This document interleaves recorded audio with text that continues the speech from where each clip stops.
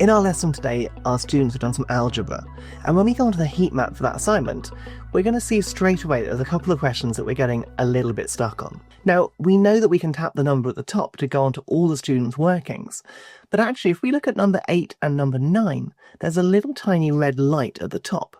And this shows us something quite interesting. You see, the red dot means a common misconception has been found by Magma. If I tap onto problem 9 here, you can see on the left-hand side a common error has been highlighted. And this is where multiple students have reached the same incorrect answer.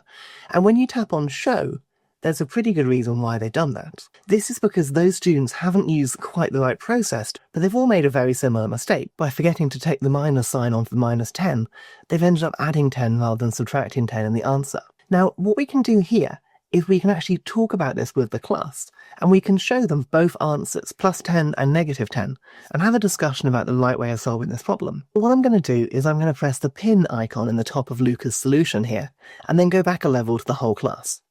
I'm then going to pin several other solutions that reach different versions of that answer. I'm going to go for 4 because that generally looks quite nice on the screen, and then when I press the pin icon on the top toolbar, it's only going to show me those 4 solutions that I've pinned. Of course, we can press anonymize here, and we can also hide the answers too. Just like that, I have built a bespoke learning resource that I can use to open up that pedagogical discussion with my class, and it's based on their own work from the children in that room. I can't overemphasize how powerful this is, because now we can have those conversations, we can break down these answers and the methodology to get to these answers, and figure out as a whole class which is the right approach to take. And of course, if we wanted to dig in a bit further to one of these, we can simply select one of those students' examples and then press play in the bottom right-hand corner to see them working that answer out in real time. As a teacher, I can then press pause at the opportune moments and lead to more discussion with my class.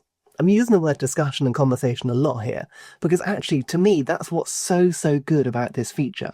It really opens that doorway with your children. And in this situation, what I would normally do next is then model the correct approach in my own way. And I can do that simply by tapping on the solve button here, and then I can solve it with the whole class to model the correct solution. Don't worry, I'm not going to make you watch that because quite frankly my handwriting is awful and you don't need to see that. But what you might like to see is the rest of our Magma video series, because we're digging into lots of different features of Magma to help you become a Magma master. So do check them out on the Magma website and YouTube, and I'll see you next time.